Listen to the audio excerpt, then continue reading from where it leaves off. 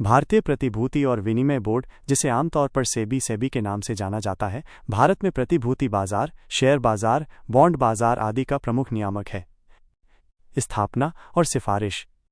सेबी की स्थापना 12 अप्रैल 1988 को एक गैर सांविधिक निकाय नॉन स्टैट्यूटरी बॉडी के रूप में हुई थी, ताकि प्रतिभूति बाजार में होने वाली अनैतिक गतिविधियों पर लगाम लगाई जा सके। बाद में 30 जनवरी 1992 को इसे भारतीय प्रतिभूति और विनिमय बोर्ड अधिनियम 1992 के माध्यम से वैधानिक शक्तियां स्टैट्यूटरी पावर्स दी गईं। ये कदम प्रतिभूति बाजार में बढ़ते घोटालों और अनुचित व्यापार प्रथाओं को रोकने के लिए उठाया गया था। सेबी की स्थापना नरसिम्हम समिति की सिफारिशों के आधार पर की गई थी। मुख्यालय और क्षेत्रीय कार्यालय। सेबी का मुख्यालय मुंबई में स्थित है। इसके अलावा इसके क्षेत्रीय कार्यालय कोलकाता, अहमदाबाद, चेन्नई और दिल्ली में हैं। सेबी की संरचना। सेबी का प्रबंधन एक बोर्ड द्वारा किया जाता है, जिसमें निम्नलिखित सदस्य शामिल होते हैं। केंद्र सरकार द्वारा नियुक्त एक अध्यक्ष, वित्त मंत्रालय से 2 सदस्य, भारतीय रिजर्व बैंक आरबीआई से 1 सदस्य, केंद्र सरकार द्वारा नियुक्त 5 अन्य सदस्य, जिनमें से कम 3 पूर्णकालिक फुल टाइम सदस्य होंगे। सेबी की शक्तियां और कार्य। सुरक्षात्मक कार्य, प्रोटेक्टिव फंक्शंस। ये निवेशकों के हितों की रक्षा करता है, उन्हें शिक्षित करता है और अनुचित व्यापार प्रथाओं से बचाता है। ये इनसाइड ट्रेडिंग और धोखाधड़ी वाली गतिविधियों को रोकता है। विकासात्मक कार्य, डेवलपमेंटल फंक्शंस। ये मध्यस्थों जैसे दलाल, उप दलाल को प्रशिक्षण देता है। ये प्रतिभूति बाजार में शोध और अनुसंधान को बढ़ावा देता है। नियामक कार्य, रेगुलेटरी फंक्शंस। ये प्रतिभूति बाजार में मध्यस्थों जैसे दलालों, उप दलालों और मर्चेंट बैंकर्स को पंजीकृत और विनियमित करता है। ये सामूहिक निवेश योजनाओं, कलेक्टिव इन्वेस्टमेंट स्कीम्स, म्यूचुअल फंडों और उद्यम पूंजी निधियों, वेंचर कैपिटल फंड्स को पंजीकृत और विनियमित करता है। ये स्टॉक एक्सचेंजों और अन्य प्रतिभूति बाजारों के कामकाज को नियंत्रित करता है। वर्तमान अध्यक्ष, कार्यकाल और नियुक्ति। वर्तमान अध्यक्ष। सेबी की वर्तमान अध्यक्ष श्रीमती माधवी पुरी बुच हैं। वह इस पद पर नियुक्त होने वाली पहली महिला हैं। नियुक्ति। अध्यक्ष और पूर्णकालिक सदस्यों की नियुक्ति केंद्र सरकार द्वारा की जाती है। कार्यकाल। अध्यक्ष और सदस्यों का कार्यकाल केंद्र सरकार द्वारा निर्धारित किया जाता है, जो आमतौर पर 3 वर्ष का होता है और इसे बढ़ाया भी जा सकता है। उनकी नियुक्ति का उद्देश्य ये सुनिश्चित करना है कि बोर्ड में अनुभवी और योग्य व्यक्ति हों, जो बाजार को प्रभावी ढंग से विनियमित कर सकें। प्रतिभूति अपीलीय न्यायाधिकरण, सिक्योरिटीज अपीलेट ट्राइब्यूनल, जिसे संक्षेप में सैट कहा जाता है, एक कानूनी निकाय है जो भारत में पूंजी बाजार, कैपिटल मार्केट से संबंधित विवादों को सुलझाने के लिए स्थापित किया गया है। ये एक अर्धन्यायिक क्वासी जुडिशियल निकाय है, जिसका अर्थ है कि इसके पास अदालत जैसी शक्तियां हैं, लेकिन ये पूरी तरह से अदालत नहीं है। एसएटी का उद्देश्य और क्षेत्राधिकार। एसएटी का मुख्य उद्देश्य भारतीय प्रतिभूति और विनिमय बोर्ड सेबी, भारतीय बीमा नियामक और विकास प्राधिकरण IRDAI और पेंशन निधि नियामक और विकास प्राधिकरण PFRDA द्वारा पारित आदेशों के खिलाफ अपील की सुनवाई करना है।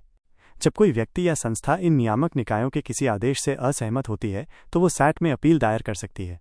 एसएटी का निर्णय अंतिम नहीं होता। सैट के फैसले के खिलाफ अपील भारत के सर्वोच्च न्यायालय सुप्रीम कोर्ट ऑफ इंडिया में दायर की जा सकती है। एसएटी का गठन भारतीय प्रतिभूति और विनिमय बोर्ड अधिनियम 1992 की धारा 15K के तहत किया गया था। एसएटी की संरचना।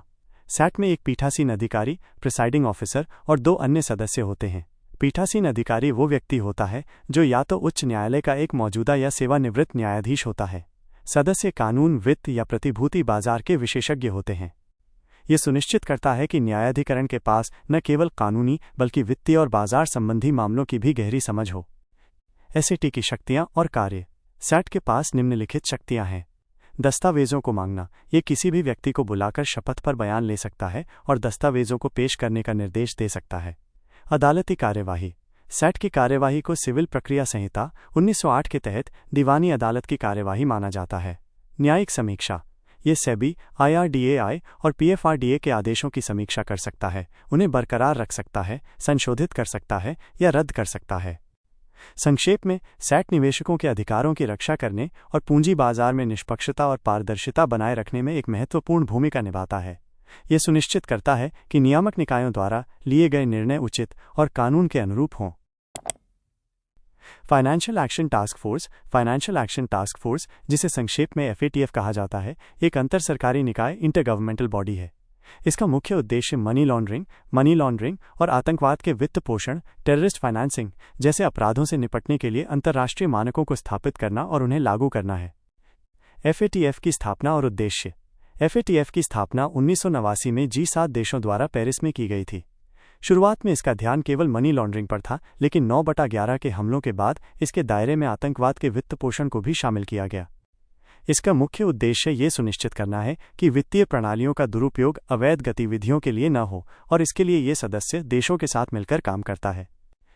FATF के कार्य। FATF मुख्य रूप से 3 महत्वपूर्ण कार्य करता है। 1. मानक निर्धारित करना, सेटिंग स्टैंडर्ड्स। FATF 40 से अधिक सिफारिशें, रिकमेंडेशंस जारी करता है, जो मनी लॉन्ड्रिंग और आतंकवाद के वित्त पोषण को रोकने के लिए एक व्यापक अंतर्राष्ट्रीय ढांचा प्रदान करती हैं। ये सिफारिशें सदस्य देशों के लिए कानून बनाने का आधार बनती हैं। 2. सदस्य देशों का मूल्यांकन, इवैल्यूएटिंग मेंबर्स। FATF अपने सदस्य देशों का नियमित रूप से मूल्यांकन करता है ताकि यह सुनिश्चित किया जा सके कि वे FATF के मानकों का पालन कर रहे हैं। इस मूल्यांकन के आधार पर यह देशों को ग्रे लिस्ट या ब्लैक लिस्ट में डाल सकता है। ग्रे लिस्ट उन देशों को शामिल किया जाता है जिन्हें मनी लॉन्ड्रिंग और आतंकवाद के वित्त पोषण से निपटने के लिए अपनी प्रणालियों में सुधार करने की आवश्यकता होती है। ब्लैक लिस्ट उन देशों को रखा जाता है जो FATF के मानकों का पालन करने में असहयोग करते हैं। इन देशों पर अंतर्राष्ट्रीय वित्तीय प्रतिबंध लगाए जा सकते हैं, जिससे उनकी अर्थव्यवस्था को बड़ा नुकसान होता है। 3. नए खतरों का अध्ययन, studying new threats. FATF cryptocurrency, cyber अपराध और अन्य उभरते वित्तीय अपराधों से संबंधित नए खतरों का विश्लेषण करता है और इन चुनौतियों से निपटने के लिए दिशा निर्देश जारी करता है। भारत और FATF। भारत FATF का एक पूर्ण सदस्य है और आतंकवाद के वित्त पोषण और मनी लॉन्ड्रिंग से निपटने के लिए FATF के मानकों का पालन करता है। भारत सरकार ने इस दिशा में कई कानून और संस्थागत सुधार किए हैं, जैसे कि धन शोधन निवारण अधिनियम PMLA का लागू होना। International financial service centre authority, international financial services centres authority, जिसे संक्षेप में IFSCA कहा जाता है, भारत में अंतर्राष्ट्रीय वित्तीय सेवा केंद्रों इंटरनेशनल फाइनेंशियल सर्विसेज सेंटर्स में वित्तीय सेवाओं और संस्थानों को नियंत्रित और विकसित करने के लिए एक एकल नियामक निकाय यूनिफाइड रेगुलेटरी बॉडी है। इसे अप्रैल 2020 में भारत सरकार द्वारा स्थापित किया गया था और इसका मुख्यालय गांधीनगर, गुजरात के गिफ्ट सिटी में है। IFSC प्राधिकरण की स्थापना का कारण। भारत में कई घरेलू वित्तीय नियामक जैसे RBI, SEBI, IRDAI और PFRDA अलग अलग वित्तीय क्षेत्रों को विनियमित करते हैं, लेकिन अंतर्राष्ट्रीय वित्तीय सेवा केंद्रों के लिए एक ही जगह पर इन सभी क्षेत्रों को विनियमित करने की आवश्यकता थी। इसी उद्देश्य को पूरा करने के लिए IFSCA का गठन किया गया था, ताकि ये सुनिश्चित किया जा सके कि IFSCS में कारोबार करने में आसानी, ईज ऑफ डूइंग बिजनेस हो और एक विश्व स्तरीय नियामक वातावरण प्रदान किया जा सके। IFSC प्राधिकरण के मुख्य कार्य और शक्तियां। IFSCA का मुख्य कार्य IFSCS में वित्तीय उत्पादों, सेवाओं और संस्थानों को विकसित और विनियमित करना है। इसकी प्रमुख शक्तियों में शामिल हैं: 1. विनियमन रेगुलेशन, ये बैंकों, बीमा कंपनियों, पूंजी बाजार, कैपिटल मार्केट और अन्य वित्तीय संस्थाओं के संचालन को नियंत्रित करता है जो IFSCS में काम करते हैं। 2. विकास, डेवलपमेंट, ये IFSCS को एक वैश्विक वित्तीय केंद्र बनाने के लिए रणनीतियों और नीतियों को तैयार करता है। 3. समन्वय, कोऑर्डिनेशन, ये घरेलू वित्तीय नियामकों जैसे RBI और SEBI के साथ समन्वय स्थापित करता है ताकि IFSCS में काम करने वाली संस्थाओं के लिए एक सुसंगत नियामक ढांचा हो। 4. निगरानी, सुपरविजन, ये IFSCS में काम करने वाली संस्थाओं की गतिविधियों की निगरानी करता है ताकि ये सुनिश्चित किया जा सके कि वे नियमों का पालन कर रहे हैं। संक्षेप में, IFSCA भारत को एक वैश्विक वित्तीय केंद्र बनाने के लिए एक महत्वपूर्ण भूमिका निभाता है, जिससे विदेशी निवेश को आकर्षित करने और देश में रोजगार के अवसर पैदा करने में मदद मिलती है। एंजल इन्वेस्टर्स, जिन्हें हिंदी में दत्त निवेशक या परिनिवेशक भी कहा जाता है, वे व्यक्ति होते हैं जो किसी स्टार्टअप या छोटे व्यवसाय को उसके शुरुआती चरण अर्ली स्टेज में अपनी व्यक्तिगत पूंजी प्रदान करते हैं। वे अक्सर ये निवेश कंपनी में शेयरधारिता, इक्विटी या परिवर्तनीय ऋण, कन्वर्टिबल डेट के बदले करते हैं। एंजल इन्वेस्टर्स की विशेषताएं। व्यक्तिगत पूंजी का निवेश। एंजल इन्वेस्टर्स किसी कंपनी या फंड का पैसा नहीं बल्कि अपना निजी पैसा लगाते हैं। प्रारंभिक चरण पर ध्यान। वे ऐसे व्यवसायों में निवेश करते हैं जो अभी अभी शुरू हुए हैं, जहां जोखिम बहुत अधिक होता है लेकिन सफलता मिलने पर रिटर्न भी बहुत अधिक हो सकता है। केवल फंडिंग से बढ़कर एंजल इन्वेस्टर्स सिर्फ पैसे ही नहीं देते बल्कि अपनी विशेषज्ञता, अनुभव और व्यावसायिक नेटवर्क का भी उपयोग करते हैं। वे स्टार्टअप के संस्थापकों को सलाह और मार्गदर्शन, मेंटरशिप भी देते हैं, जो व्यवसाय के शुरुआती विकास के लिए बहुत मूल्यवान होता है। उच्च जोखिम, उच्च इनाम। एंजल निवेश एक बहुत जोखिम भरा काम है। अधिकांश स्टार्टअप असफल हो जाते हैं और इस मामले में एंजल इन्वेस्टर अपना पूरा निवेश खो देते हैं। हालांकि अगर स्टार्टअप सफल हो जाता है तो उनका निवेश कई गुना बढ़ सकता है। उद्यम पूंजीदाता, जिन्हें वेंचर कैपिटलिस्ट या संक्षेप में वीसीएस कहते हैं, पेशेवर निवेशक होते हैं जो स्टार्टअप्स और युवा कंपनियों में निवेश करते हैं जिनमें उच्च विकास की संभावना होती है। वे इन कंपनियों में इक्विटी शेयर के बदले बड़ी मात्रा में पूंजी लगाते हैं।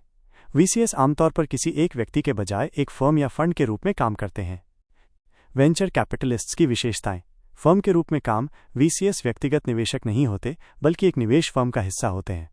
ये फर्म विभिन्न निवेशकों जैसे पेंशन फंड, बीमा कंपनियां और धनी व्यक्ति से पैसा इकट्ठा करती है और उसे एक फंड में रखती है। उच्च विकास वाले स्टार्टअप्स पर ध्यान। वीसीएस उन कंपनियों में निवेश करते हैं जो पहले से ही अपने शुरुआती चरण सीड स्टेज से आगे बढ़ चुकी हैं और जिन्हें अपने व्यवसाय को बढ़ाने, स्केलिंग के लिए बड़ी पूंजी की आवश्यकता होती है। पूंजी के साथ साथ विशेषज्ञता। वीसीएस केवल पैसा ही नहीं देते बल्कि अपने विशाल अनुभव, उद्योग के ज्ञान और नेटवर्क का उपयोग करके स्टार्टअप्स को रणनीतिक मार्गदर्शन, भर्ती सलाह और अन्य महत्वपूर्ण सहायता भी प्रदान करते हैं। वे अक्सर कंपनी के बोर्ड ऑफ डायरेक्टर्स में भी शामिल होते हैं। निवेश की बड़ी राशि। वीसीएस का निवेश आमतौर पर लाखों या करोड़ों डॉलर का होता है। वे कंपनी में एक महत्वपूर्ण हिस्सेदारी लेते हैं और अक्सर कई निवेश दौरों जैसे सीरीज A, B, C में भाग लेते हैं।